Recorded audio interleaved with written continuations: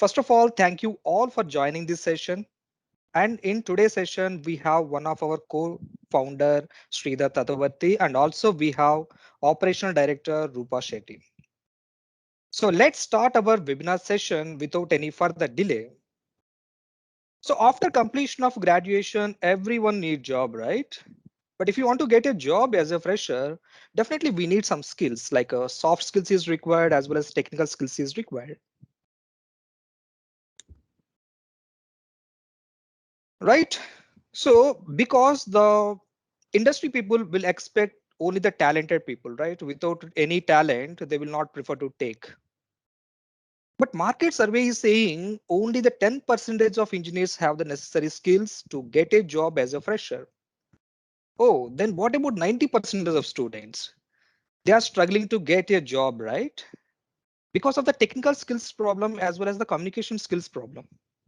So I observed many students after completion of their graduation, simply what they will do is they will attend simply few interviews. They will get rejected because of the technical skills problem as well as the communication skills problem. After completion of the 6 months or 1 year, their friends as well as the family members, they will ask, after completion of graduation, what you are doing.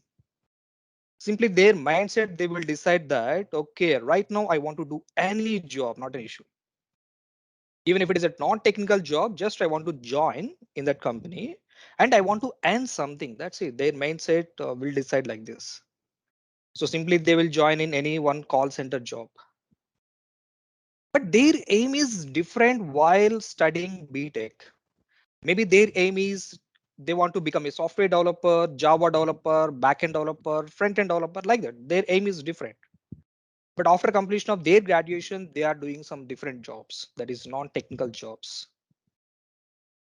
So the core behind the BitLabs is to provide the necessary skills and make them job ready. So BitLabs offers a good program. The program name is Full Stack Developer Programming.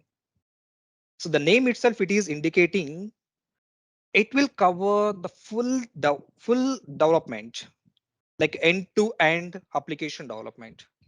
So after completion of this course, you can work on the front-end applications, you can work on back-end applications, you can write programming, or you can maintain only the database part, right? And after completion of this course, definitely I can give you the guarantee you will get good content knowledge, technical knowledge, and soft skills knowledge, and you will get hands-on experience on live projects also. So if you compare with any other institutes or organization, yes, they will provide the technical knowledge. And after that, they will give you the few MR questions, mission room practice questions, and you need to complete that questions. Finally, they will give you some dummy project and you need to execute that project. That's it. The program is over. And they will give you the 100% job assistance. So here assistance is different, guarantee is different. Assistance is nothing but simply they will provide the interviews. Yes, they will provide the interviews, but the selection is depending on you. But BitLabs is not like that. BitLabs will give you the 100% job guarantee. That means it will provide the placements as well as we are sure about your job also. We are giving guarantee. Because we are confident on our course content, we are confident on our exercises, the projects, and the live project experience also we are giving. So that's why the BitLabs is giving 100% job guarantee. This course is mainly for college students, graduates, any background, not an issue. Even if you are from mechanical background, civil background, or EC background, the background is not an issue because this course starts with very basics onwards till very advanced concepts. So here we are not starting what is Java and write a program for this one on Java technology. We are not starting like not like that. We are starting how to think in a logical way or how to think in a programmatical way. First, we are starting like that. So that's why I'm saying your background is anything. You are from mechanical background, CSE background, IT, EC. The background is anything. You can start this course. After getting the technical knowledge, sorry, logical thinking as well as the programmatical knowledge, then we are going to start our program. and till the very advanced technologies. That means you are working on the live projects directly. So that will give you the hands-on experience on your practicals. That's why the BitLabs is giving 100% job guarantee. And these are our hiring partners.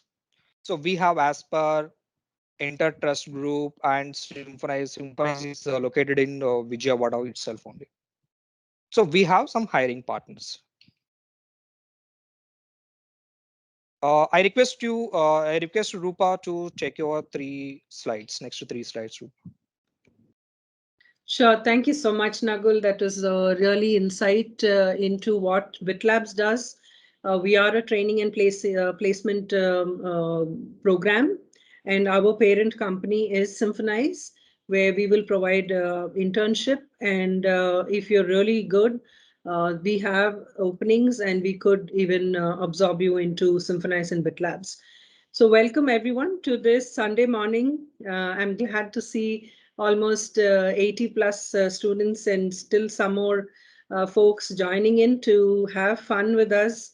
I'm so proud to introduce Nagul and Ankit in a little bit, who are going to kind of walk us through the Python programming and what kind of career opportunities you can look forward to if you really get to be an expert in Python. So this particular slide, what we are really focusing on is based on our BitLabs program and what we offer, the full stack developer program with 100% job guarantee. We have about more than 100 plus students, all coming from these prestigious colleges that you see the logos here. You have we have students from Kale University, SRK University, VIT, PACE. We have from Usharama College and Chalapati, Chirala. So a whole host of prestigious colleges, uh, and uh, and uh, most of the students, actually all of our students, are very well they are well versed in their academics, and they're doing very well in their college courses, be it CSC, EC, Triple E, Civil, Mechanical. We have folks from MCA, even the MSc stream. So all of them have joined us, and the 100 plus students have more than right now they have closed more than 1,800 hours they've completed, and about 50 courses also completed. So they are on their journey to land their dream job. So I urge you, I encourage each one of you who have attended the session to seriously look into this program and see how you can take up our assessments and qualify for a program. So good luck to that. And last but not the least, we have a MOU or a contract with the Lingayas, with the prestigious Lingayas group. And we have about 50 students from Lingayas group as well, studying, and they're doing pretty good. Nagul, if you could move to the next slide. We have some exciting news to share. We will be signing up more and more colleges, but this is really exciting for me to share with all of you. Nagul, yeah, that we are signing up with all of you are familiar with the Bapatla Engineering College. This is really exciting to see that our co-founder, Sridhar Tatwarthi, who's also who's also part of this webinar.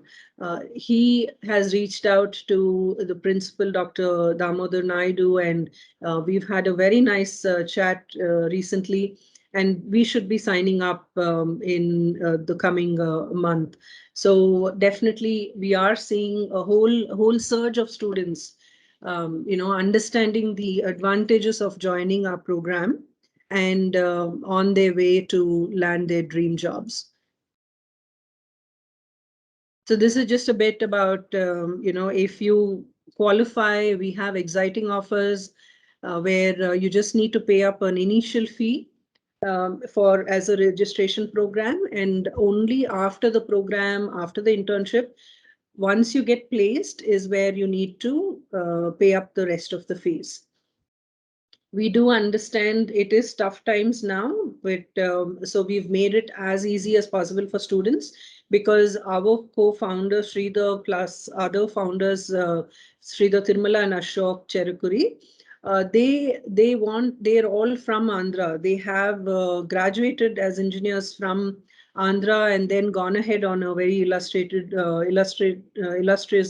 career journey, and they definitely want to give back to their home ground, which is Andhra. So and of course we want to go pan India, but they want to start charity begins at home, is what we say.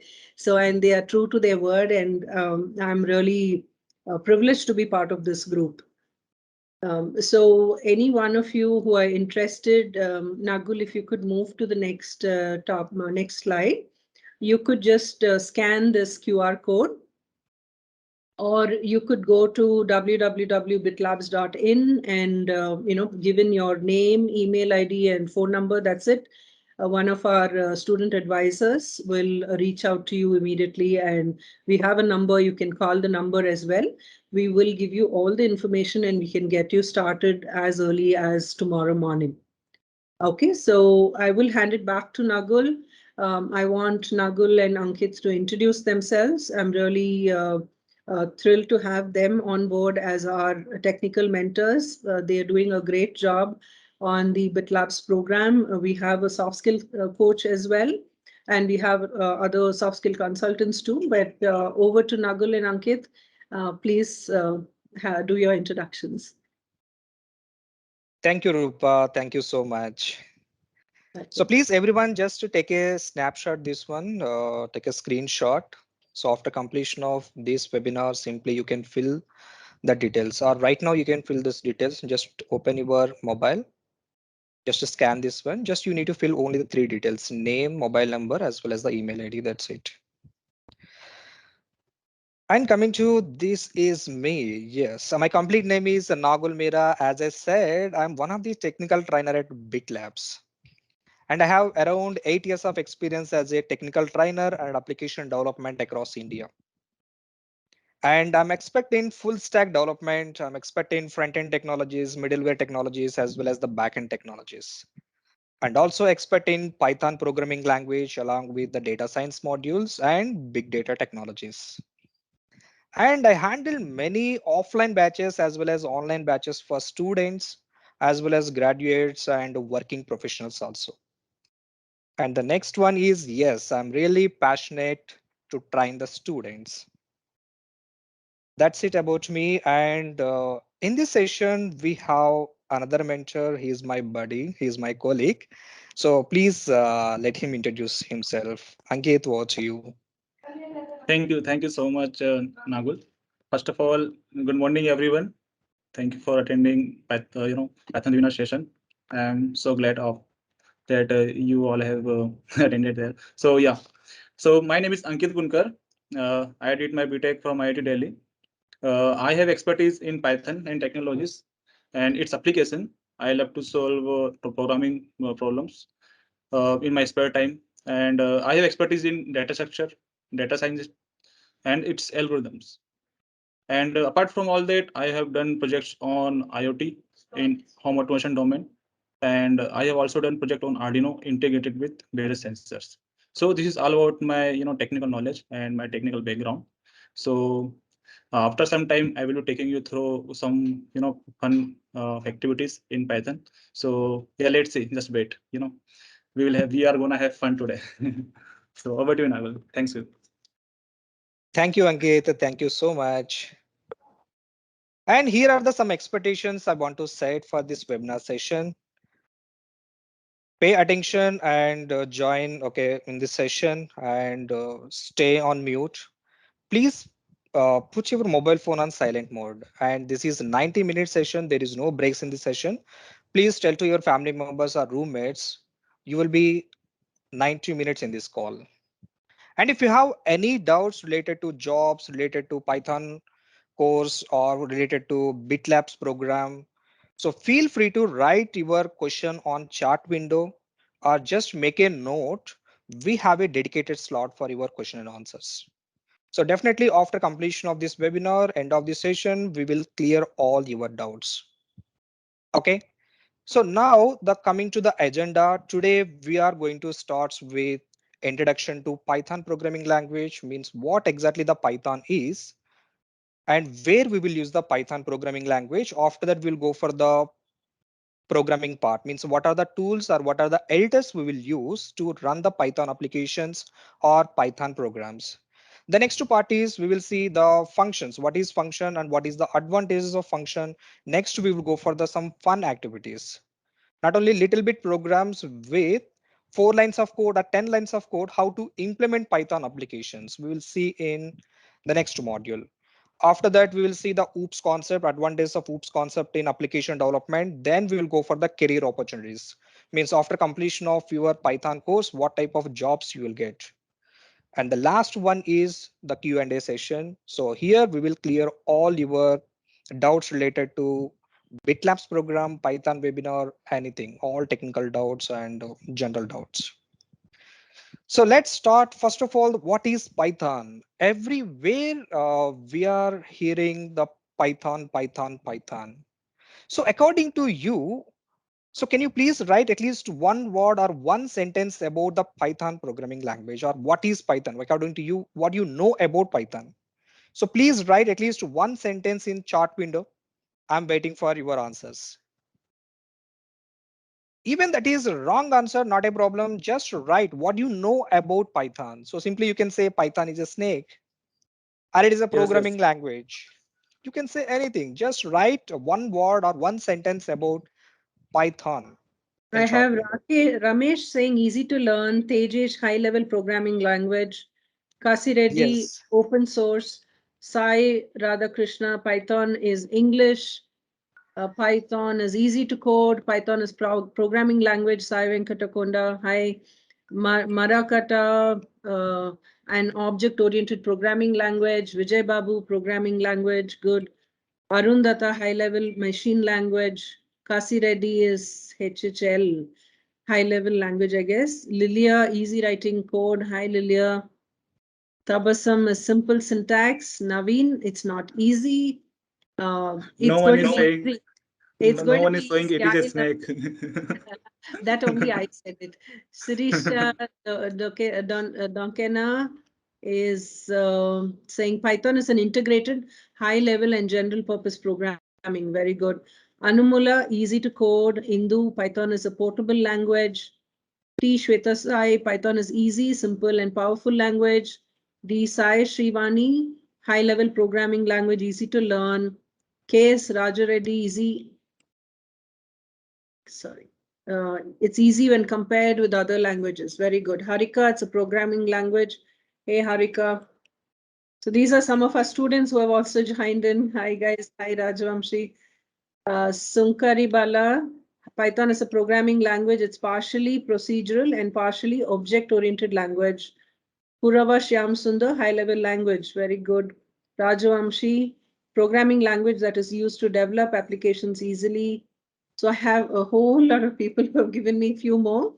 Pavan Krishna, Python is an interpreted general and high-level language.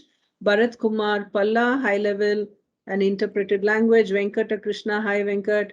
Python is a TV show program name. Good fun. Sindhi Python has simple syntax. Kurava Shyam Sundar, interpreted scripting language. Arundhata reduces cost of program maintenance. Very good. Mandava Mohita Reddy, easy to write code. It's simple. Govardhan, hi Govardhan, programming and high level language. It's so nice to see a lot of our students who have joined in. Niharika, it's simple and easy to learn, in which the companies are hiring nowadays. Very good. Yes, that's true. Oh my God, many Yeah. responses. I didn't expect really so many Yes, Python lovers yes, here. guys. Ravi, Srikant Reddy, Ramjita Paleti, Kusala Shreya, Hara Padmani also have mentioned what Python is. Mostly talking about how it's a general purpose, easy programming language. Okay, Ravi is saying, but me and my friends don't feel like it's easy. I'm going to tell you, this webinar is going to blow your mind. I learned how to, I mean, I know a little bit about programming, but not so much. I learned just in 2 sessions with Ankit and Nagul. So I had a lot of fun. So over to you, Nagul. Thank you so much, Rupa. Really, thank you all for writing responses for my question. Yes, exactly. Whatever the points you said, that is exactly correct. So simply we can say somebody said Python is a TV show. Yes, that is right. So we are taking the name from the TV show only. That's correct. Yes, and somebody is saying that is the programming language. Yes, the Python is the programming language. And it is high level programming language because we are writing code in English only. So just remember, if you write the code in English level, simply we can say that is high level programming language. Yes, the Python is also high level programming language. And it is object oriented programming language. OOPS concept is very, very important in application development. So don't worry, I will explain once again the OOPS concept in upcoming slide. Yes, we can say Python is object oriented programming language. Yes, it is easy. So simply we can say Python is a high level programming language or object oriented high level programming language, which is used to learn and easy to develop applications. Yes. Thank you all once again. Your responses, you all are correct. And he's the founder of the Python programming language. His name is Guido Vance Rossum, and he implemented the Python programming language in 1989 itself. It's a old programming language. This is not a new technology. We are not learning the new technology here. It is old technology. Java is implemented in 1991, but Python is introduced in 1989 only, 2 years back.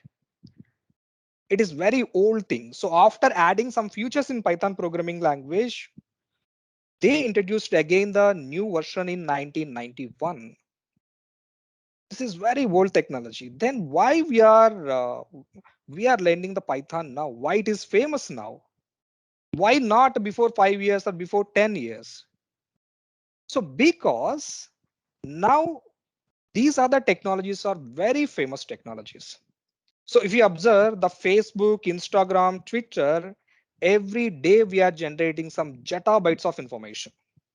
Not only kilobytes, bits and bytes, we are generating zettabytes of information. How we are generating? Simply we are chatting with our friends. That is nothing but a generating data only. We are simply clicking on some like buttons. That is also generating data only. And we are posting some images. That is also generating data only. So if you observe, we have some lakhs of users for Facebook, Twitter, all these things, right? Social networks. Assume per second how much data we are generating. Yes, so many zettabytes of information. Yeah, per second. Then if you observe 1 hour, how much data? 1 day, 1 week, 1 month. If you observe 1 year, then that is very huge data, right? So every second or every minute, we are generating some zettabytes of information. If you want to process those type of data, if it is a huge data, if you want to process those type of data, as we have some tools in Java also, we have some tools in .NET, we have some tools in other programming languages also, but those are not efficient. In Python programming language, we have separate library to process huge amount of data. Nagul, why we need to process the huge amount of data? If you process huge amount of data, means data, then only the company will take the right decisions. Okay, so that's why the processing of huge amount of data is very, very important nowadays. That's why the Python is popular. Not only for big data technologies, we have separate library for web development also. That is Django module. We have separate library for that. And we can use Python programming language in testing also, testing applications. And we can implement some games by using Python library. And especially very important thing is Python we will use in artificial intelligence as well as the data science. So that is nothing but a machine learning technologies like robotics and automatic car driving. I hope already you know. So there also we are using the Python technology. So that's why since 5 years onwards, the Python programming language is famous. Even though this is very old language, these are the things nowadays very famous. That's why the Python is famous now. Okay. And the next point is why developers loves Python. As a trainer and as a developer, really I love Python because it is very easy. It's very simple programming language. Anyone can learn this programming language. I'm sure if you are from mechanical background, civil background, IT background, even if you are from any other degree, yes, you can start learning the Python programming language. It's very simple. So recently in my relatives family, one of the 10th class students started this course. I'm a little bit jealousy about that students because in 10th class, I don't know Python. I don't know C, Java, all these languages. For 10th class students, they don't have knowledge on C programming language, Java programming language, and database knowledge, right? Yes, not required all these languages. They can start Python programming language, no issue. The reason why I'm telling this point is the Python is that much of simple, no need of any prerequisite things. You can learn without any prerequisite things. That much of simple it is. That is the one of the reason why developers loves Python. And the second reason is it is massive communication support. That means it is compatible with all other programming languages. So for example, assume I have 4 years of experience in C programming language. I don't know Java. I don't know remaining technologies. But I want to integrate some specific module in my project. I know only C programming language. I don't know Python programming language. Then what I can do? I can write C code with Python. Yes, you can write code in C only, but you can integrate with the Python. That is called actually Python. That is another programming language, or we can say another library. At the same time, we can integrate Java with Python also. That is called Jython. Like that, we can integrate Python with all other programming languages. It is very compatible. That's why the developers loves Python. And yes, it is very easy to code. So very simple lines we will write. Within 4 to 5 lines only, we will get very good applications. And it is the platform independent programming language. Platform independent is nothing but we can run this software in any operating system. Nagul, I have only Windows operating system. Can I run Python? Yes. I have only Linux operating system. Can I run Python? Yes. So if you have Mac operating system, you can run Python. If you have Windows, Linux, any operating system, the operating system is not matter here. You can run the Python programs in any platform, not an issue. And it is free, no need to pay amount to anyone. Simply you can download from internet, you can install the software in your system, and you can run your programs, you can develop applications. No need to pay any amount to anyone. It is free of cost. So for example, you don't have any laptop, I have only mobile or tab. Yes, then also you can learn Python because we have so many online compilers. Simply you have to open some online compiler in the browser. There you can directly write your Python code and you can execute that itself and you can implement applications also. No need to install the Python software in your system. You can use the online compilers. Yes, if you want to install, yes, you can install and you can run the programs. It's a free of cost. And the last important reason is we have huge library in Python programming language. So my requirement is I want to implement only the web applications. Yes, go for the Django module. Don't to install any other things. No need to use another libraries. If you want install or if you want to develop only the web application. Or your requirement is I want to analysis only the big data. Yes, you can go for the different module. We have a separate library for that. You can import only those libraries. No need to import all the libraries in your requirement. So like that, we have n number of libraries in Python. That's why the developers loves Python.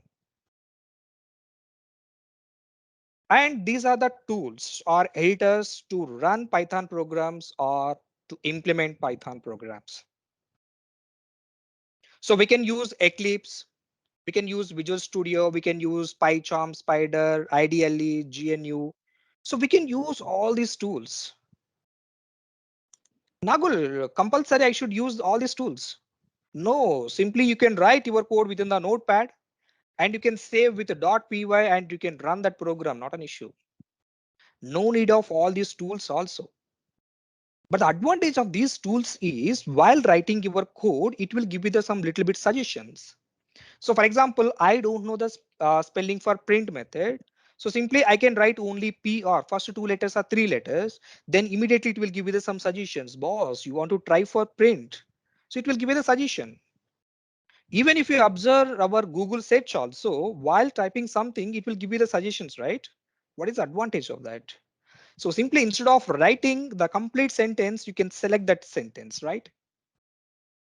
So the same thing in IDE also, while writing your code, it will give you the some suggestions. That is the advantage of using IDE's concept. So we can implement the applications very quickly if you use the IDE tools. Okay. And you can use the online compilers or you can use simply Notepad also. Okay. So anyway, these are the tools and editors to run your Python applications as well as the Python programs. And don't worry, in this webinar, I will tell you one of the online compiler that is Replit.com. So no need to install anything in your system. Don't worry. Even if you are attending from mobile or tab or laptop, no need to install anything in your system. Just copy this URL and paste in the browser. Directly there you can run your Python programs. So don't worry, I will give you the one demo also. And coming to the next concept is the function concept. Function is nothing but a very simple thing, collection of statements or group of statements which will provide the result. Okay, so for example, in case if you want to do addition of two numbers, simply you can create a separate function for that and you can return some result. So whenever addition of two numbers requirement is there, simply we can call that function. That's it. Again, no need to write the code for addition of two numbers or addition of three numbers. So we are implementing only one time with the function concept. Whenever that concept is required, simply we can use that concept in the project. Okay, that is nothing but a code reusability. We are reusing that module. Okay, so if we want to define a function, simply step, we will use the def keyword. That is nothing but a definition of the function. First, we should start with the def keyword. Later, we need to take the function name. The function name is your wish. If you want to perform the addition of two numbers, you can go for the sum, add, addition. If you want to go for the, for example, if you want to do some subtraction of two numbers, you can use sub, subtraction. The name is your wish. You can take anything. And the next part is the parameters. Parameters also very important. Okay, parameters is nothing but simply you need to take the two values or three values. And the next part is the body part. That is nothing but a there we need to write the statement one and statement is it is showing now there you need to write the actual business logic. So the addition of two numbers a plus b int a is equals to something int result is equals to a plus b. Whatever the business logic we want to write, you need to write within this block. And finally, you need to return that output also. So very simple step. First, we should start with the def keyword. After that function name. At the same time, you need to provide some parameters. Later, you need to write the some business logic. Finally, you have to return that output. That's it. Okay. And this is the function declaration. So in this way, we can declare the function. Whatever the business logic you want to write, you can write within the function block. And if you want to call that function, simply we can call that function like this. Just we need to give the function name. And after that, just we need to give the semicolon. That's it. But in Python, semicolon is also optional. Okay, so now let me show you how to work with Replit.com. So this is the site. So I think you can find this URL within the chart window. Just copy that URL and paste in browser. This is coding area. If you want to write any code, simply here you can write your code and here you can observe that output. And here you can find out the some run button also. After completion of your code, just click on this run button. Here you can see that output. So for example, very simple. If you want to print anything, just you need to write here the print. Just I'm going to write here hello BitLabs. That's it. My program is done. The same program, if you want to write in Java, just you need to import some header files and you need to create a class first. And within the main method, you need to write system.out.println. There you can write the statement. Even if you observe the C programming language also, you need to include two header files. Hash include stdio something, some header files we need to include. After that main method you need to create, then you can take the print.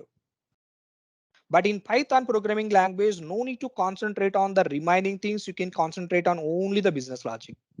So your requirement is, I want to print some message. Yes, you can write directly with the print method. And if you click this run button here, you can see that output. See here we got the bitlabs as an output. So very simple here. The same thing in case if you want to perform basic operations, I want to do here 45 plus 89. Yes, directly you can give this one and you can run this program. Here you will get the output. No need to declare classes, no need to declare variables, all these things, no need to do any other things. Directly you can run the programs like this. So already we have seen the predefined methods. Sorry, we have seen user defined methods, how to create a user defined method. So just once again, I'm going to give the same program. Just I'm going to give here def. After that, the function name is add, and after that, I'm giving the some parameters a and b. And finally, I'm going to return here a plus b. That's it. My program is done. Function creation is over. Then after that, if you want to call that function, just we need to give here the add method with two values. So here I want to add 34 plus 56. And if you want to print those two numbers, very simple, just you can use the print method. After that, just I'm going to give here the some message. Then only the user can understood, okay, what exactly it is. That's it. And finally, you can close that bracket. And if you run this program, simply you will get the addition is 90. That's simple. Here you are defining the method. After that, you are calling that method. But while printing that, just you are adding the some message also. So in this way, you can create your own methods, your own functions. Okay. Not only user defined functions, we have already some predefined functions also. Let's see here. I have some list of values here.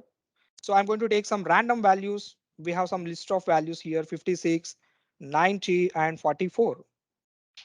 So in that, if you want to find out the least element, very simple, just we can take the min function of list, then simply it will give you the least element in this list. So in this list, the least element is 23. The same code, if you want to write in a C programming language or Java programming language, definitely you will take 5 to 7 lines of code. See here, if you have some 10 numbers, yes, it is very easy to find out the minimum value. Assume if you have some 50,000 values or 1 lakh values, it is very difficult, right? But in Python, no need to write explicit code for that. The values are increased, no need to write explicit code. Simply you can take here the min function, min of list, it will give you the min value in that. The same way, if you want to find out the max value, yes, that is also possible with the predefined methods. So simply you can write here the max of list, it will give you the highest element in that.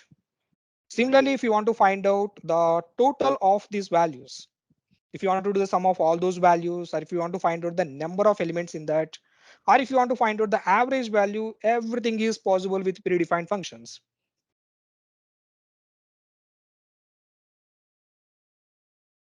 So now let me run this program. And here you can see the first one is the min element, least element in this list. The second one is the highest element in this list. And the total is 392. And the length, that is the number of elements in this, is 7. So in this way, you can use the predefined methods. Like this, we have n number of methods in Python programming language. So you just need to know how to use the predefined methods. That's it. That is called actually library. Okay. So the next part is, so next we will see how to implement the application, Python applications with 4 lines of code or with 10 lines of code. Within 10 lines only, we can implement Python applications. Remember, if it is Java technology, definitely we need to write more than 100 lines to implement an application. But in Python programming language, just 10 lines of code is enough to implement some applications. Okay, so now we will see some applications. The first one is the basic calculator. Every day we are using CalC, right? To calculate some mathematical things.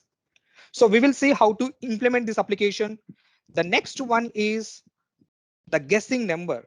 So here, this is our BitLabs robot. It will think some number. So you need to find out what exactly it is thinking. Okay, we will implement one application for that. And after that, the next one is here, the calendar. So for example, if you want to see the next year calendar or 2022 calendar, yes, that is possible with Python programming with 4 lines of code. No need to buy any calendar, no need to check the digital calendar, all these things. Simply you can write your 4 lines of code and you can check where which year, the date of birth exactly, the day of your birth. Very simple. Just you can write only 3 lines of code and you can find out the birth year as well as all the months in that. And the next we will see the stopwatch also. And the next one is, it is very interesting. So my robot, BitLabs robot, is whatever I'm giving some input. So simply I will write some message. What it will do is it will give the some audio. It will speak. Okay. So it is very interesting thing. And I hope mostly we will write 10 lines of code for this one. Not more than 10 lines of code. So this is very interesting thing. Okay, so I request Ankit to take this fun activities. Ankit, Yeah, over to sure, you. sure, Nagul. Thank you so much for all your explanations. It is very helpful. So guys, are you ready for have fun? Yes, we are ready. Yeah, thank you. So with the 4 lines So of code or 10 lines of code, if you want to implement an application, yes, it is excited thing. yes. So let's start with our first activity, that is calculator. So as Nagul mentioned, we use calculator in our day-to-day life. Uh, I know our engineering is not possible without calculator, right? Especially for EC people. Okay. So as Nagul mentioned, all the arithmetic operations, calculations, is very easy in Python. If we want to add two numbers, just one line of code we have to write. Only suppose I want to add 2 and 6, I will write just 2 plus 6 and print the value.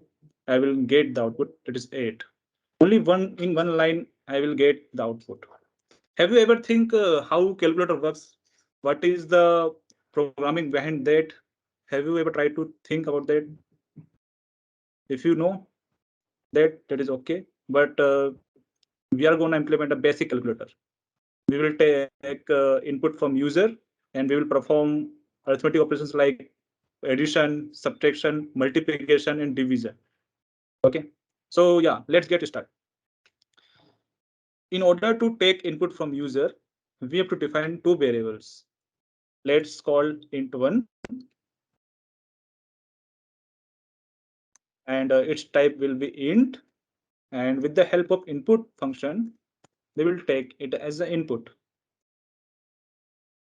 I will write a message, please enter first number.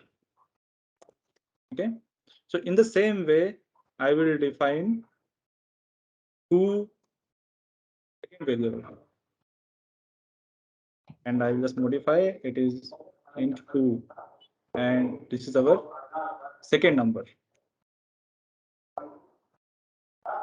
So, Ankit, for those who are not able to follow very quickly, will you be sharing the GitHub link so that they can, copy the code later to try? Yes.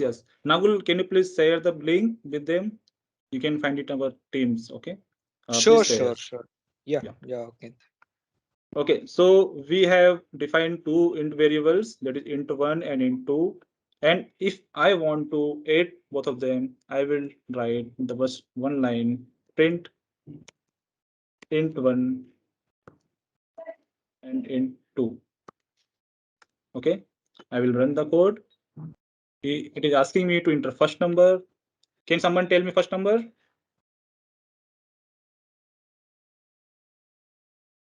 Okay, let's take 45. Lilia saying 5. Okay, Lilia. Thank you, Lilia. Thank you for participation. Lilia, tell me second number. TS, who is TS is saying 2. Sultan is saying 3. Sorry, 2. 2. Okay. So let's So take yeah. So yeah, answer is 7. Okay. Okay. So we are just doing one operation, that is addition. What if I want to implement more operations like subtraction, multiplication, division? So how do we do that? Let's see. So we will define another variable called operator, and we will take it as an input from user. Okay. So I will. Vimala Devi is saying 3. Yes, sure. So after completion of this function, I will take more inputs from users, right? Yeah. So guys, please hold on. Let me write the code for. Please your operator. So operator can be plus, it can be minus, it can be multiplication, or it can be division. So they are 4 operators, and so we have to write 4 if else condition to perform each of them. Okay, so first let's start with addition. If operator is equals to plus, then definitely we are gonna add 2 numbers. So this will come under this condition. So our next condition should be subtraction of numbers. Okay, so let's write for subtraction, and this condition will be else if. So let's do elif and replace plus by minus, and we are gonna print the subtraction of 2 numbers. In the same way, we will write condition for multiplication.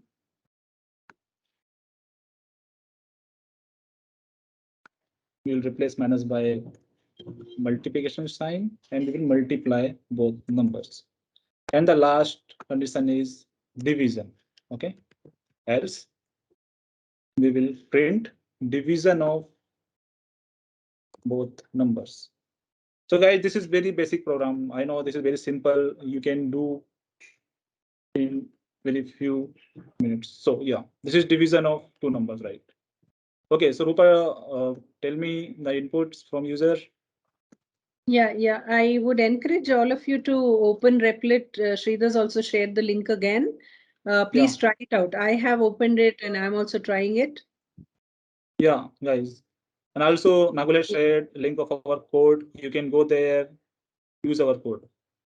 Right. So the next numbers, Vemula Devi is given 3 and Lilia is given 10 again. Then we have some more for the other operators, Govardhan and Aruna waiting. Okay, so 3 and 10. Okay, it's 3 and 10. What the operation they want to perform? They've not mentioned, but Okay, let's multiply. Let's multiply.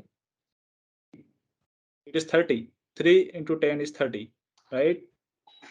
Okay, no, let's perform division. Okay, just give me one input. division, Govardhan's given 24 and Arun Datta is given 7. Okay, 7. Okay, and we want to perform 24 division. Yeah.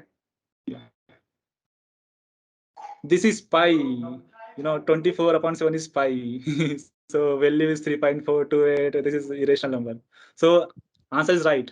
3.4285714. This is pi. So guys, this is very good number. You know what is the pi? Ratio of diameter and circumference of a circle. Okay. Okay. So guys, do you know what is the missing part here in this code? Can you just guess it? Okay, give me one example. Let's take 22 as first integer and second numbers as 0. And suppose if you want to perform division. Oh, it is showing a error, that is division by 0.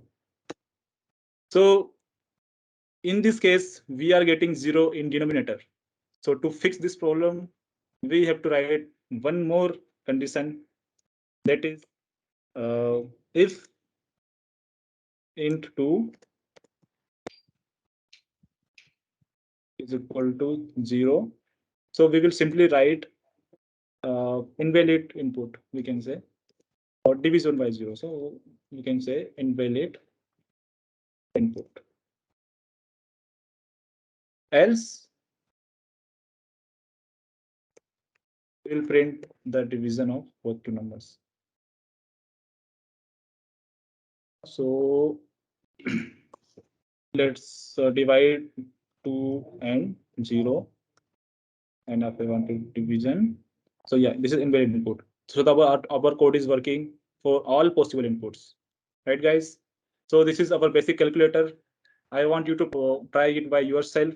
Go there and try it by yourself. This is very basic calculator, right? So yeah, this is it. So let's move to our next activity, that is guess a number. As Nagul told you earlier, our BitLabs robot will guess or will pick a number between 1 to 10, and then you guys have to guess what is that actual. Okay, so let's write its code first, then we will do some activity. Yeah. So in order to perform this activity, we will be taking help of a library called random. So let's import it. Import random, and we will find a variable called int is num. With the help of random library, we will initiate it.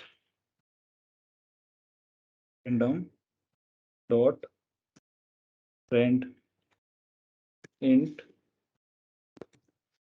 I want to choose a range between 1 to 10. Guys, I want you to write the same code in your desktop and try it by yourself parallelly. And I will define one more variable that we are gonna guess. It is guess, and its initial value should be none. And we will write a while loop, because we are gonna predict the same number till we get the right number, right? So with the help of while loop, we will be able to perform this activity. Guess is not equal to the num.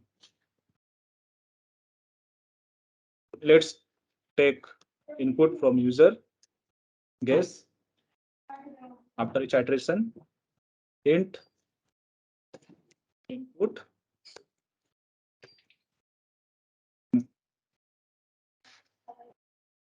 please sorry, please guess a number, we can say. Please guess a number.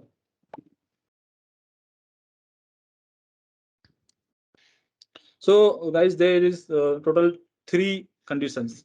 Either my guess number will be equal to the actual number, either my guess number will be less than the actual number, or it should be greater than. So there are total 3 conditions, right? So first condition I will write if guess number is equals to the num. In this case, let's print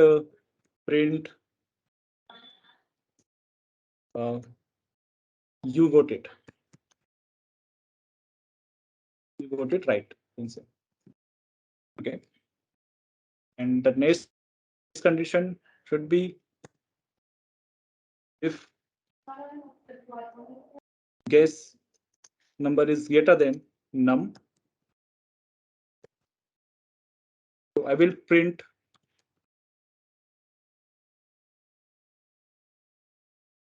story. Please think of a smaller number, because our guess number is greater. So we will to think a smaller number, right? Please think of a smaller number. And the last condition is if our guess number gets greater than. So else I will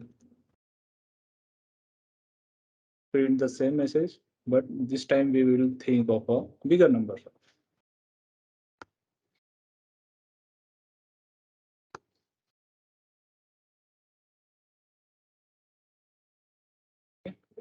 So when will this while loop will terminate? After getting the right number. So we have to break this here. Okay. So guys, this is our code. This is very simple. You can see. So let's run it and check and guess a number. So guys, who is our first participant here? Rupa, please tell me the first participant who is gonna guess a number.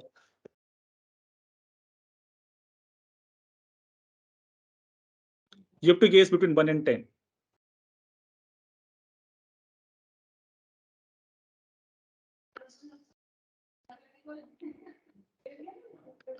Ankit, Devi is saying 8. Who is saying 8? Sorry. Devi is saying 8. Okay. Get. And Sorry, Indu is saying, sorry, Devi. Think of a smaller number. Yeah, Venkata Krishna, you're thinking above 10. It should be 1 to 10. Yes, yes. It should be 1 to 10. Yeah. Venkata Krishna is saying 13. He's No, having, no. he's having too much fun.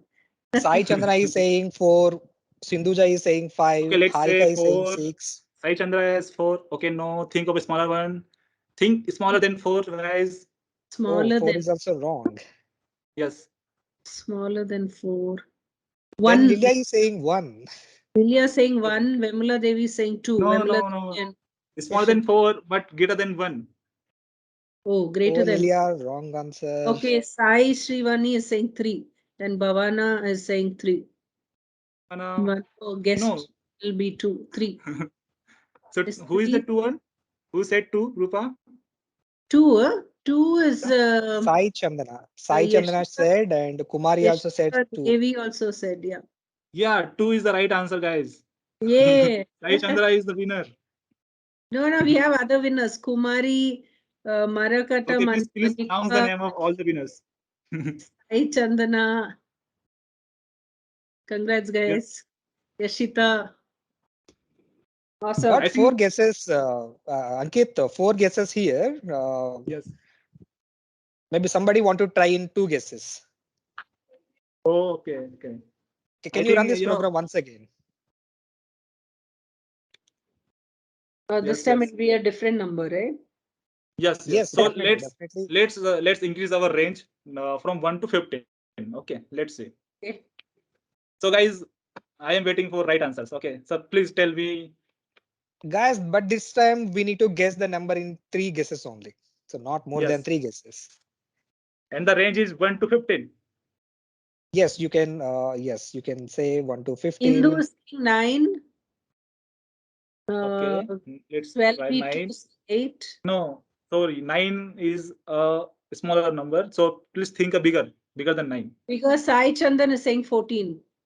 Okay, Sai Chandra, let's see you the right or yes, Sai Chandra is right. Only in my second Oh, attempt. second guess. Yes, Sai Chandra. You make it. Okay, let's one last round. Let's increase it to 1 to 20. Guys, I'm yes. Please tell me. 1 to 20. Shrikant Reddy 15. Niharika 16. Srikant Reddy 15. No, Srikant, think of bigger number. Harika And saying 16. 15. Niharika 16. Niharika, let's see Niharika is right or wrong. No, Niharika, please think bigger than 16. So guys, only 4 number left. Hindu saying 17. Hindu, let's see 17 is right or wrong. Yes, Hindu is right. Only in first 3 attempt we got right answer. Guys, you are really amazing. You know, only in 2 attempts, 3 attempts you are getting right. You are very good at guessing right. So we had fun in this activity, right, guys. So let's move to the next activity. That is, let's know the day of our birth. Okay. I want more participants here also. You know, so guys, please participate here. So to implement a calendar, we need to import a library called calendar. Okay. Let's import it. Import calendar. Okay. And we will taking 2 input parameters. That is year and months. So let's define them. Year I will take it as in the form of input. Input.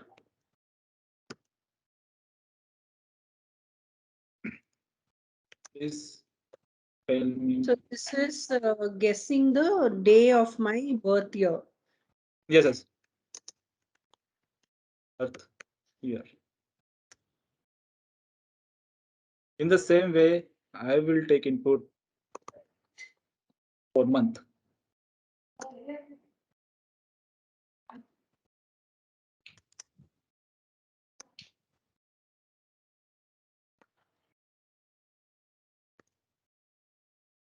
So I will edit here is month.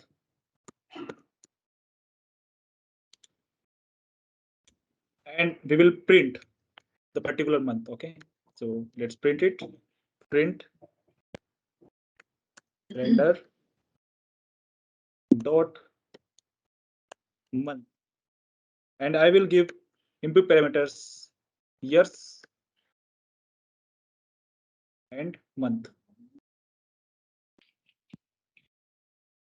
Okay, so only 4 lines of code. You are gonna have your, birth month. Let's see. So tell me inputs, Rupa. Is But there? I'm not going to give you. I'm not going to give you my year. No. I'll So, say, Definitely, I'll maybe say I was born in 2000. okay. Come on, guys. Venkata Krishna Guys. say 2000. Which month? 5. Okay, to Venkata Krishna, you're born in 2000, and your birth month is 5. 5. 5. Okay, it is my. Shrikant, I need your birth month. So Venkata Krishna, you can see your birth month here. Tell me the date. Please tell me the date.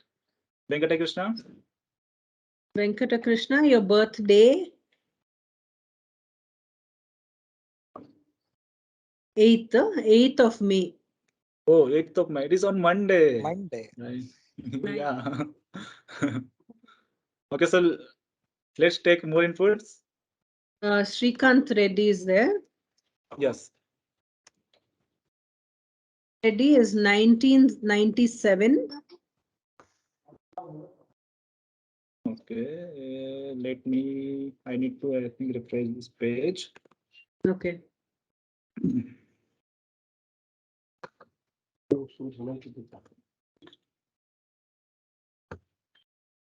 Yes, so it is refreshed. Yes, Rupa, play me. Shrikant Reddy is 1997. 1997. Yeah, this is 9th month. 9th month. Yeah. And date 18th. 18. It is on Thursday. Thursday. Nice. Yes. So, guys, this is for Srikanth, right, Rupa? Yeah. So Want to Shrikant print. was born on Thursday. Okay. Suppose if I want to print the, all 12 months of the particular year. So let's do that. It is very simple. Just one command. Calendar dot calendar. And input will be only year. Okay. Let's run it. Srikanth Ankit, I 997. want to celebrate January 1st year. Tell me the day. That is on Sunday or Friday. Next year. Next year, yes. Yeah, I need to start planning. We're in August already.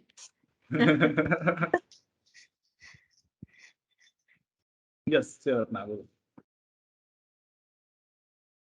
This is which year? 2022. Oh, this is 1997. 1997 is about year. Okay, we have some more of our folks who have given their birthdays. Yes. Yeah. Let's look at what Nagul is asking. 2022. When is New Year? When is New Year coming? Yes. Let's Do I take. have to take leave or do I have a long weekend? Yes. Let's 2022. Whole Yes. year. And month is first. Yes, Nagul, you have newer plan. The New Year is on Saturday. So it is already weekend, Nagul. Oh, You can take Monday off. then my party will start from Friday onwards. Friday, Saturday, Sunday. Yes, Yeah, yes, yeah, I can absolutely. take rest. yes. So Nice. our, Ankit, your special day, February 14th. The yeah. day is Yeah, Yes, so so all, guys, all we all the know, bachelors and bachelorettes, yes, Feb yes, we all know. 2022. What day is it? Oh, Monday. Yes, yes. Monday. From 7th Feb to 14th Feb, we are gonna have Valentine's Day big. Oh, It is on okay. Monday. So guys, isn't it exciting? With the help of only 5 lines of Python code, we are getting the whole month of a particular year. Hey, Harika is saying Saturday she is born. So she is tried out. Harika, you've tried out on your Replit, right? Cool. Nice. Oh, right, Nice. Harika. Nice to see that you tried Yeah, it guys, out. please try it. Please try it by yourself. It is very simple code. You can see only 5 lines you have to write. Only 5 lines. So guys, please try it by yourself. This is amazing. Don't use any calendar. Just tell your parents that I have learned Python code, so I will I will have my own calendar now. Okay. Just kidding. Okay, so let's move to our next activity, that is stopwatch. So in order to implement a stopwatch in Python code, we will be taking help of a library called time. Okay, so let's import it. Import time. We will define a function called countdown because this function is gonna count down our time. Okay, so let me name it as countdown and give input as timer.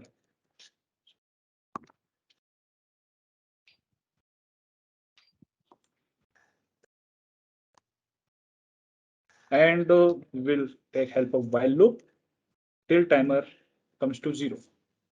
Okay, and as we all know, we have two parameters: first minutes and second for countdown. We will define minutes and second as variables, and with the help of die mode function, we will be getting their values in current time. Okay, define date mode, and we'll give input this timer inside this date mode function, and we'll take 60 as parameter because we know in 1 minute we have 60 seconds, so we are taking 60, and we will define that format because definitely we need output in a particular format, right? So let's define this particular format, that is time format. Format should be colon 0 to D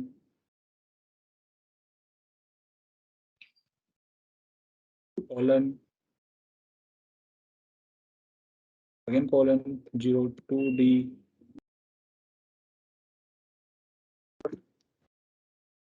format, and the Now, input parameter will be what do I use the stopwatch for? guys tell where do you use stopwatches?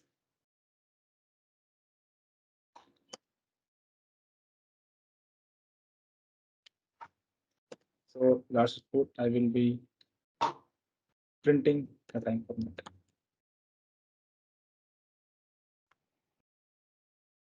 Sai Chandra saying in competitions, Kasi Reddy Sports. Oh, no one is saying during exams. That they have their professors walking up and down and they will tell Yeah, you, drop they your pen. announce.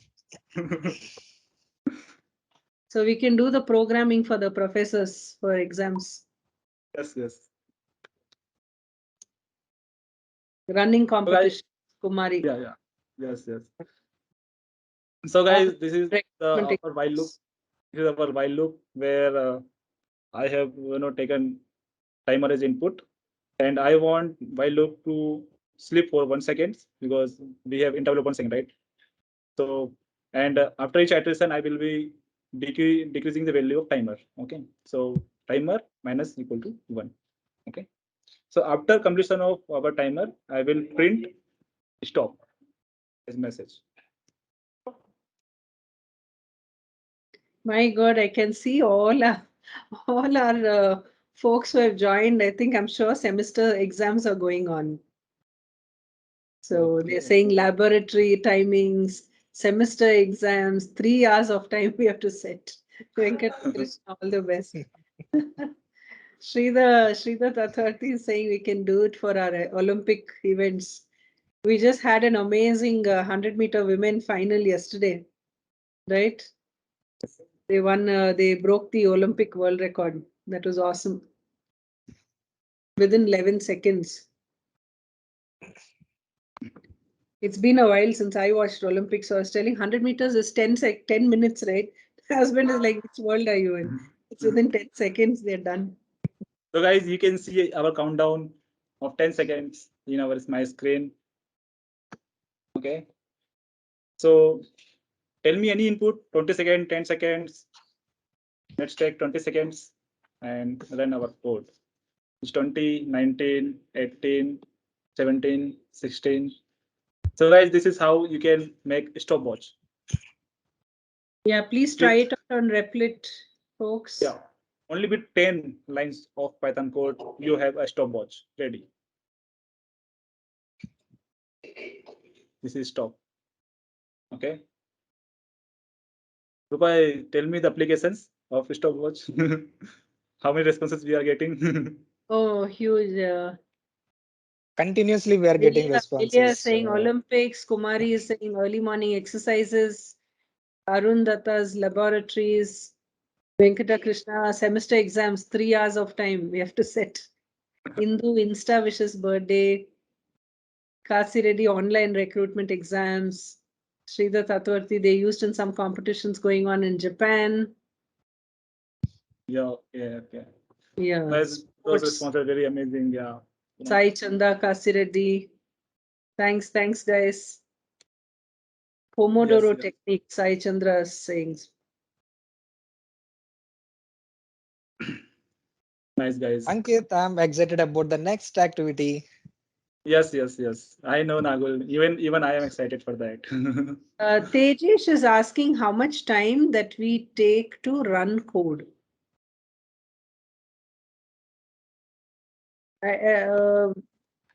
Ravi Teja is saying takes 143 seconds. But Yes. yeah. Let me check if my audio is said or not. Yes. Tejesh is, we can use the stopwatch to check how fast the code runs. Yes, definitely, Teja. This is one application. Okay, so our last activity is text to speech conversion. First of all, I want to know what is special today.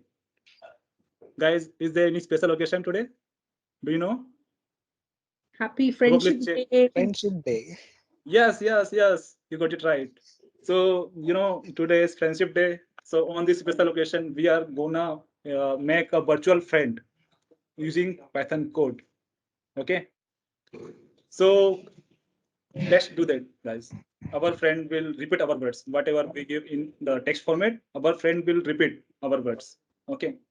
So, to implement this part, we will taking help of a library called pyttsx3.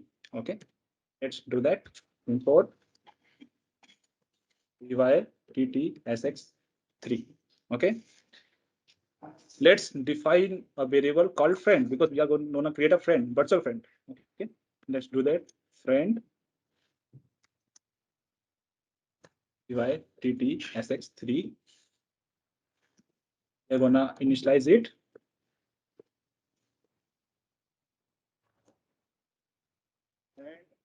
Whatever message I want him to convey, I will write it here.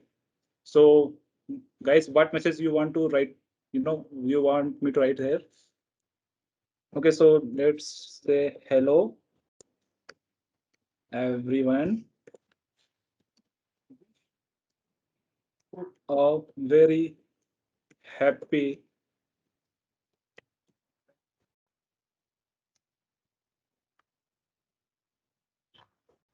guys. Our friends is gonna wish us, right? Get ready. Ankit Sai Chandana is asking, sir, what is the use of PYTT SX3? Okay, so this is a Python library. With the help of this, we are gonna convert this text to audio form. Okay, this is the use of this PyTT SX3. This is Python library. This is very useful. And Ankit, any reason why you moved from Replit to Jupyter? Yes, because our Replit is not gonna support this particular library, and Jupyter Notebook is also a good platform and very popular platform. It is very free. You can go there and get it installed. So doesn't matter what is the platform, but we are here to learn a concept, learn a technology which is related to Python. So let's explore Jupyter Notebook also.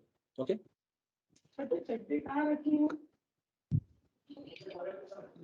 So I want friends to say a message because my message variable is MSG. So I will write it here and we'll write last condition that friend dot run and wait. Okay. So guys, this is our 5 lines of code. Let's run it. Hello everyone. Wish you very happy Friendship Day. Guys, did you hear that?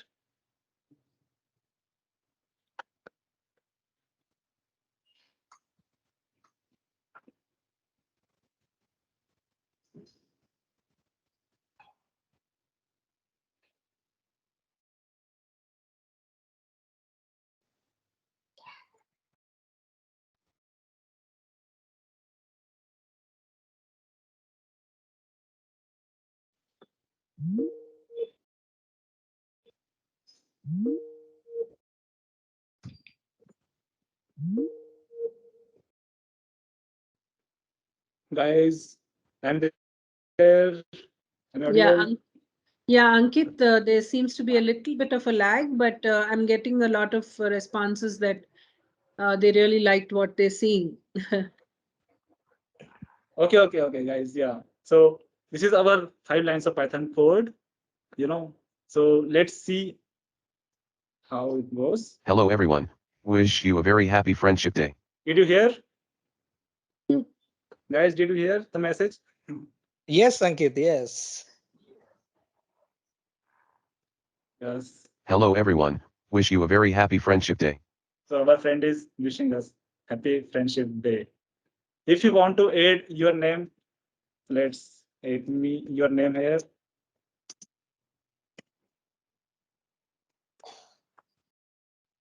Put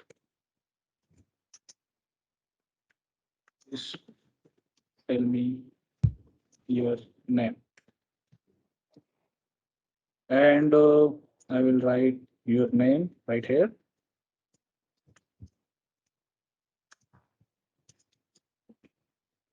So Tejesh is asking, this reads out what we have written. Is there any option to give response to our particular question? Like, what's the time? Will it tell the time? Yes. Okay. Yes. So this thing will come under artificial intelligence. So we will see it. Nice. For this application, we are just converting text to speech. Okay. Right. So Rupa, just tell me any one name from the list. Yeah, let's take Lilia's name. Yeah. Mocha. Okay. Hello Lilia Mocha. Wish you a very happy Friendship Day. Lilia, did you hear that?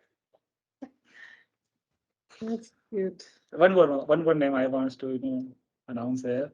Rupa, just tell one more name. Is Venkata Krishna responded to some of the queries, so why don't we? Yes, Venkata Krishna. Hello Venkat Krishna. Wish you a very happy Friendship Day. Yes. So guys, isn't it amazing? Only with the help of 4 and 5, 6, only 6 lines of Python code, we have a virtual friend. You can convert text into speech. This is the power of Python, guys.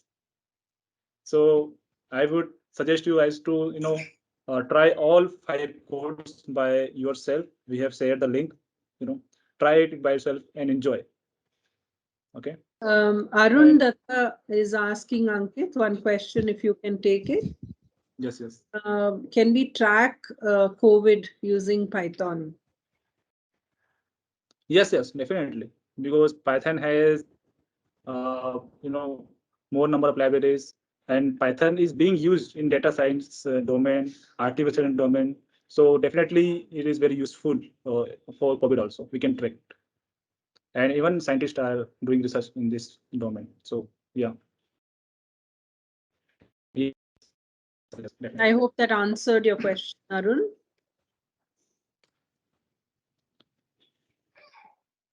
Guys, I hope you had fun with all 5, 5 activities.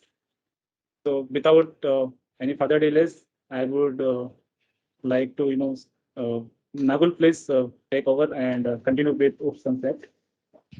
So, Oh, we're done with the fun, Ankit. yes, yes, Rupa. We have Better completed all 5 activities. Yeah. Okay, cool. Thank you, Ankit. Thank you so much. Really, I love the last one, speech one. Really, I love Yes, that. And every day, definitely, I will use the stopwatch also um, while I'm doing some exercises, breathing exercises. Definitely, I will use that one. And the calcium one yes. is very, very good. And I can see the next year calendar, 2025 calendar, 2030 calendar also in 4 lines of code. Yes, that is very good. Very good, Ankit. Thank you so much. Guys, the next Yes, concept is the OOPS concept. OOPS stands for Object Oriented Programming System. This is very important concept in application development. So for example, in case already you did one project and you delivered that project to the end user without using the OOPS concept, you did that project. But after completion of the 6 months or 1 year, the client want to add the new feature in that. So in that situation, definitely you will face some problems to add that new features to the existing project. If we use the OOPS concept, then very easily you can add that new features to the existing project. No need to think about the existing project. Simply you can concentrate on only the new features. Simply you can integrate that new features to the existing project. Okay. So first of all, we will see what is an object. Object is nothing but a very simple thing. It is a real entity. Any physical entity is called an object. So for example, if you consider the laptop is an object, pen, the water bottle, building, car, anything, any physical entity is called an object.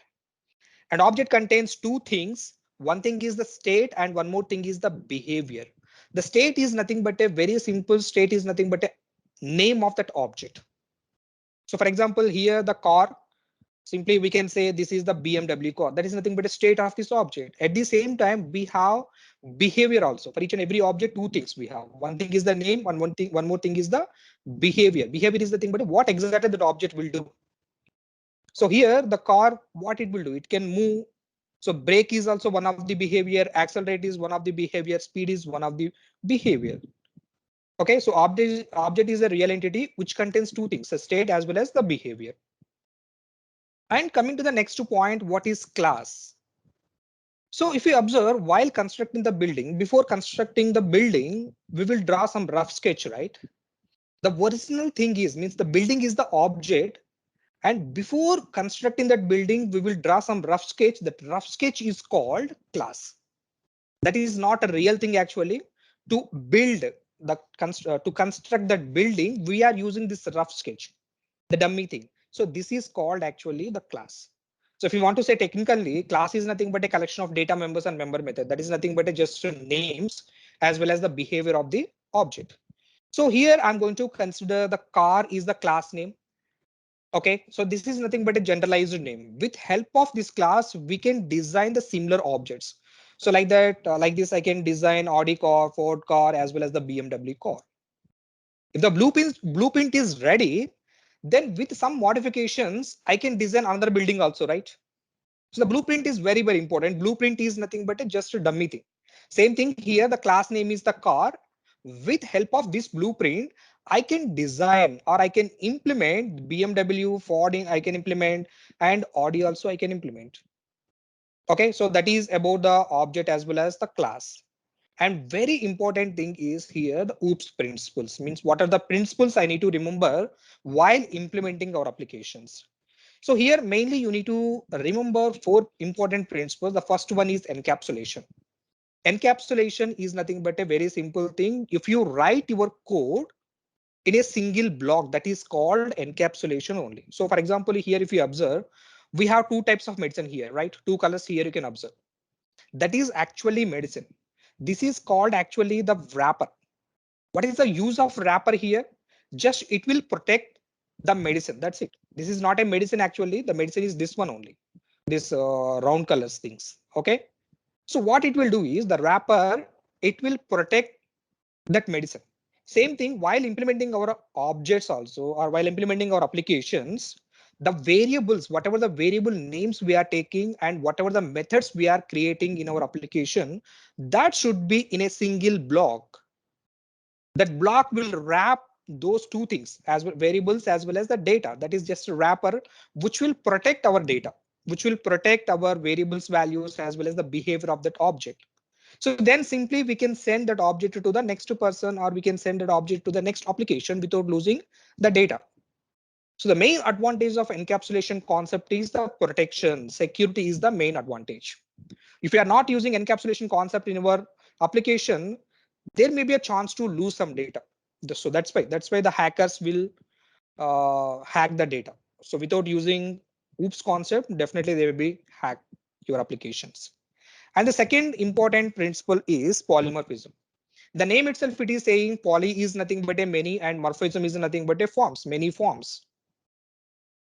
If you want to do a same task, similar task for more than one operation, for example, if you want to find out the area of circle, area of rectangle, area of some triangle. So we are doing the same task here. We are finding the area, but 3 different symbols. So what we can do is instead of taking 3 different names, we can take only one name and we can write the business logic. So that is called polymorphism. So that means the method name is only one thing and we can perform more than one operation. We are finding area of circle, area of triangle, area of rectangle. We are doing 3 different tasks, almost similar. That's why we are taking the same name. And it is divided into 2 categories, compile time polymorphism as well as the runtime polymorphism. And the next important principle is inheritance concept. Inheritance is nothing but a getting the properties from one class to another class. So for example, if the car design is already ready, but customer want to add some additional features to that, then simply what we can do is no need to build once again new car, right? So already existing car is ready. Then if you want to add the extra new features, then simply we can add the extra new features. That is nothing but just we are using the existing car. For existing car, we are adding the new feature. That is nothing but getting the properties from existing car to the new. That is called inheritance concept. And one more way we can use this inheritance concept, for example, if you want to design my own car, like a BitLabs car, then what I can do is, I know only how to design that body part. I don't know how to design the engine. I don't know how to design the tires, number of seats. I don't know all these things. I know only how to prepare the body part. So then what I can do is I will take the help of another people who can design the engine or who can design the tires and who can design the number of seats, different seats. So simply what I can do is I will buy the seats as well as the tires and engines. Simply I will integrate all those things in my car body part. Then my car is completed, car design part is completed. So here also I am taking the help of another people. That is nothing but getting the properties from one class to another class. That is called inheritance. So we have different types of inheritance levels, like single level inheritance is there, multi-level is there, hierarchical is there, as well as multiple inheritance is there. So very simple, if you take the help from only one person, that is called a single level inheritance. If you take the more than help from more than one people, that is called multiple. And the multi-level is nothing but a continuously we can take the help from one second person like that. So these are the different types of inheritance categories. And the last principle, but very important principle, that is abstraction. So abstraction is very simple, hiding unnecessary data and showing only useful information. So for example, when you go to the ATM machine, after swiping your ATM card, it will give you some list of options, right? That is nothing but a pin change option, balance inquiry option, money transfer option, withdraw option. Yes, those details are definitely required to the end user. Then only he can perform withdraw operation, pin change, balance inquiry, all these things. But here, which one we need to hide? Which things we need to hide? So for user, these things is not required. Like for example, in which programming language they implemented this application, ATM application, that is not required to the end user. Which database they are using to store my data, that is also not required. And how they are writing the business logic, that is also not required. So these things is not required, means coding is not required to the end user. For end user, only the GUI part is required, means graphical user interface, which is visible to the end user along with some option, that is only the required information. So while implementing our application, we should think this point also. What are the required details to the end user and which things we need to hide? So these are the important things while implementing your applications. Okay, so this is a little bit about the OOPS concept. And coming to the next point, career opportunities. After completion of the Python programming, what type of jobs we will get, or what type of designations we will get? After completion of Python programming, you can settle as a software engineer or software developer or test engineer. If you know only the core Python along with the HTML, CSS, and little bit about the JavaScript, then you can settle as a software engineer. If you know the core Python along with the front-end technologies like HTML, CSS, JavaScript, and MVC architecture, that is nothing but a server-side programming also, server-side programming as well as MVC architecture, then you can settle as a software developer. So if you know only core Python, you know only one module like a Django module, you know only core Python along with the HTML and CSS part, you can settle as a test engineer also. Okay, so anyway, after completion of the Python programming language, this is the one designation. If you know core Python and one framework here, the Django module or server-side programming, and little bit knowledge on the database technology also. And the next important thing is the data scientist role. But of course, this is not a fresher role. You can start your career with a data analyst first, junior data analyst. After that, you can become a senior data analyst. Then you can become a data scientist. Data scientist is not a simple thing. But if you know some libraries in Python like Pandas library, NumPy library, Matplotlib, and NetworkX packages, which is used to generate the graphs. After analyzing your data, that displaying of the graphical representation is very, very important. If you know this type of library, you can start your career as a data analyst, then senior analyst, then it will become a data scientist. So for data scientists, definitely you should know minimum 3 to 4 languages, 3 to 4 programming languages, because after discussion with the client, you need to decide as a data scientist, you need to decide, okay, for this requirement, which programming language is the best one. So for this requirement, Java is best, or Python is best, or Scala is best, or .NET is best. When you can decide like this, if you know some knowledge on all these programming languages, then only you can decide which technology is the best one to solve this type of applications. But in this situation, as a fresher, you can start as a data analyst, because for data scientist, we need the coding knowledge as well as the analytic knowledge also. Okay, so this is the next post. Okay, so simply you can settle as a developer as well as the data analyst post as a fresher. Yes, we are end of this session. Yes, we discussed what exactly the Python, where we are using Python, and we got some idea on which tools we are using to run Python programs as well as the Python applications. I hope you received that GitHub links of fun applications. I hope you enjoyed that one. Then we discussed the functions concept, how to write the code in functions concept. Later, we saw already the career opportunities, what type of roles we will get after completion of the Python course. Then we discussed the OOPS concept also, that is very, very important for application development. I hope you enjoyed this session. So now it's time to Q&A. So if you have any doubts related to Python programming or full stack development programming or related to jobs or BitLabs, related to BitLabs programming, the duration, anything, feel free to write your messages within the chat window. So we will solve all your doubts. Nagul, I've done something better. I have unmuted, I've allowed the participants to unmute. So they are free to, switch on their videos and ask questions. Hey, I see Shrikant Reddy all set. So Shrikant, why don't you ask Sure, Rupak. Nagul and Ankit some questions?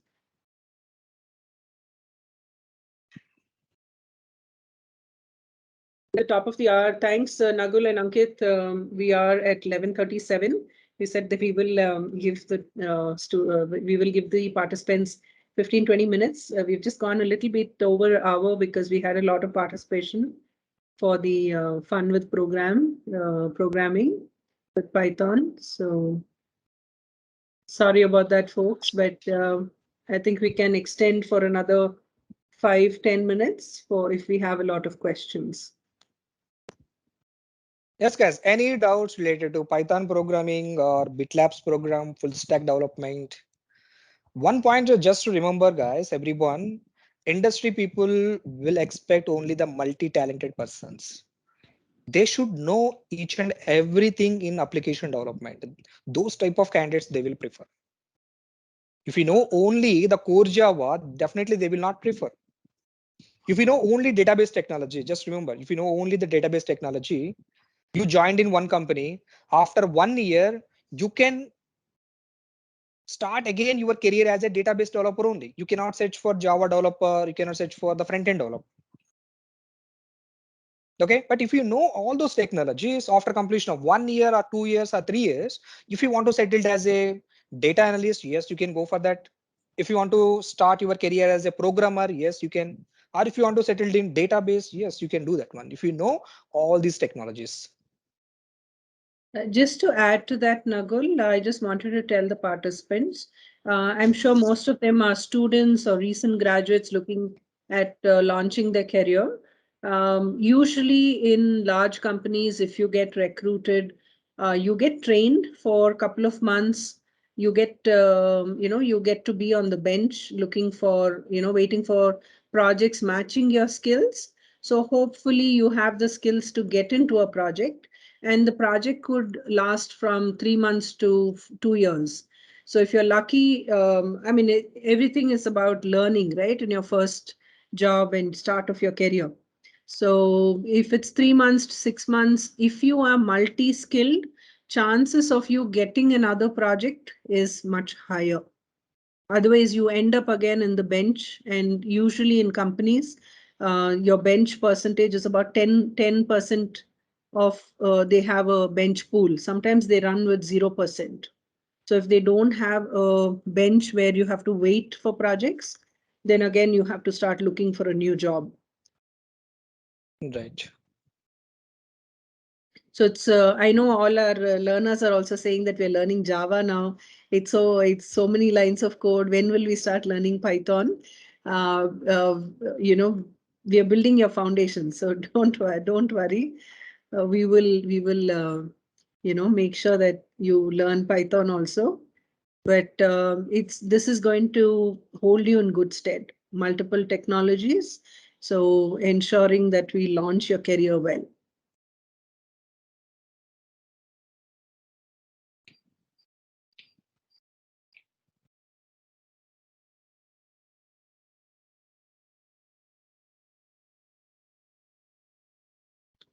Thanks, folks. Thanks for sending some thank you wishes. Hey, Rupa. Hi, Sridhar. Hey, Rupa, can you hear me? Yes. I put a form, a Google form in there to fill as a quick survey. So everybody who has attended the session, please um, give a quick feedback so we can do more of these sessions. I hope you like them. We want to know whether you like them or not and how much you like them. So please please do that. And also you can, a lot of our learners that are already in the program are on the call. And if you speak to any one of them, right? Whether it's Venkata Krishna or Govardhan or Lilia, whoever you speak to to them, they'll tell you how much they like this program so far. We are very passionate. We want all our students to succeed. It's night at about 1:10 right now, 1:10 a.m. my time right now, and I'm up and I'm responding to every comment and trying to respond, to questions. So we're all committed to making every one of our students successful. Okay, so if you have any questions about the program, please contact the number that's written there, or just go to our website and submit your information. Somebody will contact you.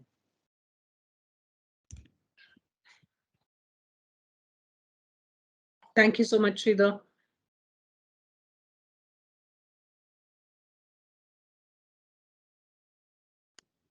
Cool. Any last questions?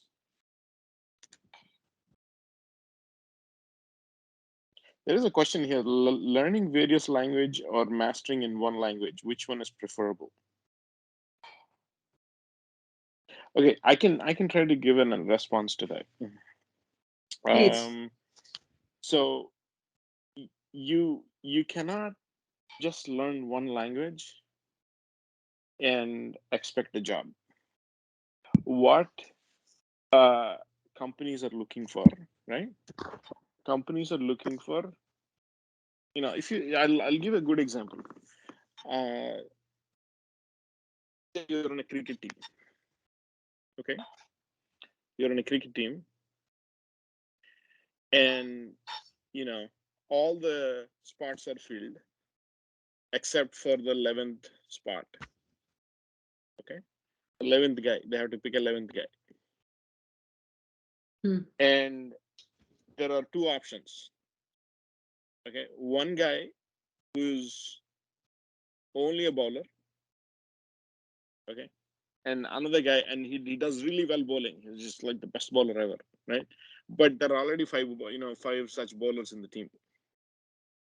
Okay, but the 11th guy, there is a bowler available, or there is a all-rounder available. Okay, there is a bowler or an all-rounder. Who do you think will likely get selected for that 11th spot? Can anybody type the answer? Yeah. So who do you think? Either an all-rounder or a bowler, because there are already five bowlers in the team. Yeah, Venkata Krishna, Sai Venkatakonda, they're saying all-rounders. Yeah, simple, right? All-rounder gets selected because all-rounder can do everything. They can do bat ball, fielding. He may not be able to do all the on the same day. He may not be able to do batting really well and bowling really well on the same day, but he may be able to do at least one of those things on the same day, right? So that's why all-rounders are super valuable in a team. Okay, that's why cricket teams look for a lot of all-rounders. The more all-rounders you have, more likely the team will succeed.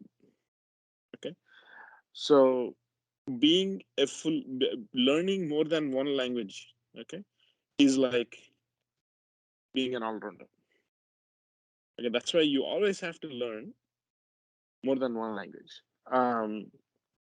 And especially, you need to learn all the technologies that are used to build applications, because applications are built with number of technologies, right? You have to learn each one of them. Like you have to, so that's why we call it full stack development. That means you know everything in that stack, in that full is like an application is like a building block. Okay, kids play with building blocks, right? ABC building blocks. You all remember that. An application is like stacking, like putting one building block on top of another and creating like a building, like a big building. Okay? An application is something like that. Any software application is like that. You stack one thing on top of another and you make something out of it. You make an application out of it. You need to know everything, every one of those building blocks. You need to understand every one of those building blocks. If you are able to understand every one of those building blocks, you don't have to be an expert at it. But if you understand every one of those building blocks, then as a fresher, you get preference. You become the all-rounder. Okay, so that's why you need to have a full view. Okay, so let's see. There are a couple more questions here. I missed them. As I'm graduating from Tripoli, what is the best programming language to learn to get the job, and what is the right way to get it? Okay, good question. You're Tripoli. Okay, I was from instrumentation. Okay, I'm from Bapatla Engineering College, 25 years ago, not now, 25 years ago.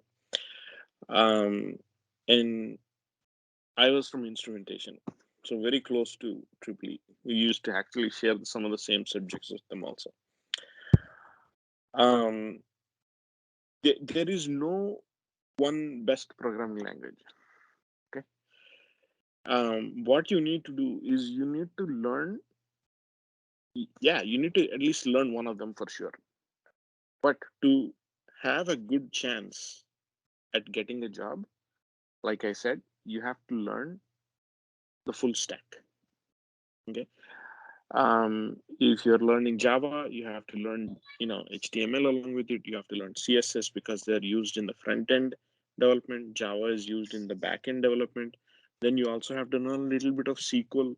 You have to understand how to program databases, how you query data from databases.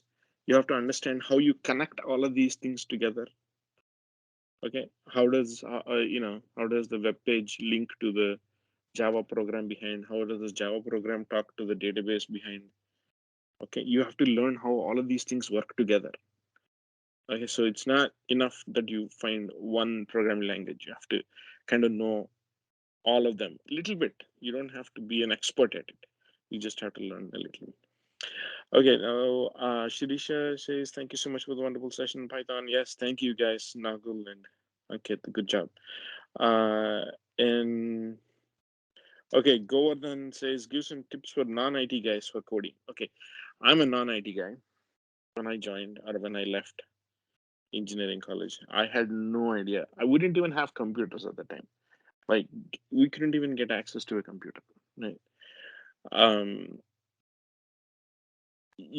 Getting the computer means you had to go into a shop somewhere and pay them, 60 rupees an hour and get computer access. That is what it used to be at the time.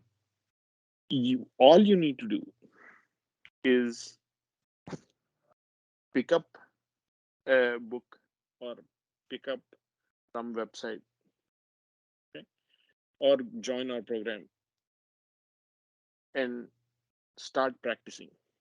Practice, practice, practice. That is the only way you'll get it. Any programming language, doesn't matter which one. Practice, practice, practice. You have to, that is why I keep saying in these texts that you need to practice with that code examples we gave you. Okay, the guessing game, right? Everything. The reason why we gave you the code is so that you can go into, once you're done with this, you can open Replit and you can put the code there and try it. That's the only way you learn. So the tip is really to practice. Don't be overwhelmed. Okay, don't think that it is something crazy. It is not. It is actually very fun, like you saw today. You just need to have an open mind, okay, and practice. And join a program like ours, because we not just make you practice. We actually have mentors helping you if you're stuck. We have an internship program. You work on real projects, so you practice all the time. Ask our learners, they're always coding. Every time there is always some coding going on in the topic. Guys, guys on our program, feel free to chime in here. They're always coding. Every topic they have 2-3 codes that they have to write, and they fail sometimes, and then they do it again. Okay, and then they get corrected again. So you always have to code. You always have to practice. Okay, so I think I've answered that question there. Shiva just Yeah, wanted to chime in that I totally agree with that. Practice, practice, practice, and that's how our program is also structured. A whole lot of exercises and practice that our students become experts on all the technologies that we teach. yes. And then there is also a question here. It says, can civil students join as well? Yes, there is. Yes. As long as you have a passion, as long as you are committed. Okay, I know people. Okay, I know people who went from medicine background and becoming successful software engineers. Medicine background. Okay, so nothing beats practice. If you resolve in your mind that I'm going to work and I'm going to practice, this is not this is not rocket science. We're not asking you to go to Mars. Elon Musk might go to Mars, but we don't have to go to Mars. Very simple, right? You just have to pick a book and start practicing. Okay, any questions?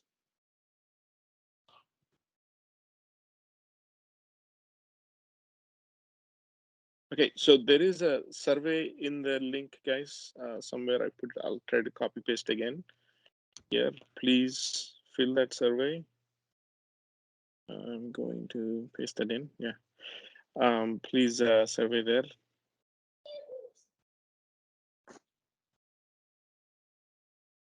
Thank you, Venkatakrishna. That's so. Yeah, that's. I'm so glad you're seeing that. Thank you. Thank you. Again, guys, you talk to any one of our students, this is what you will hear. Oh, thank you, Lily. This is the same here, even Lilia too. Thank you, Lilia. And I just wanted to add that our full stack developer is not only developer program is not only technical.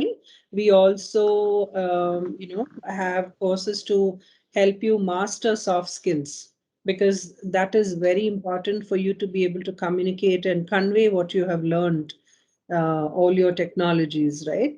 So we do have soft skill coaches who will help you converse better, who will build your resume, help build your resumes and prep you for interviews and for your first job. And we have a very unique way of, teaching. So we have learning management platforms where you learn on your own and then clarify doubts and have additional activities with our mentors. Yeah, thanks, Purna, for sharing the demo class. So feel free to, put in your details so we can invite you for the demo class. It's we'll share the invite so you can attend, and we'll take you through our learning management platform a demo so you'll understand how well training is. Okay, is that the close? Yes, Sridhar. So, folks, Okay. you can follow us here on Facebook and all the social media handles. Thank you. Yes, Thanks Sridhar. everyone. Thanks everyone. And Nagul and Ankit, great job. Okay, excellent job. I loved it. Thanks, Thank you, team. Sridhar. Thank you. Thank you, everyone. Thanks everyone. Thanks everyone. Thanks everyone for joining in. We had an awesome session. Thank you. Thanks. Bye. Sure, Venkatakrishna.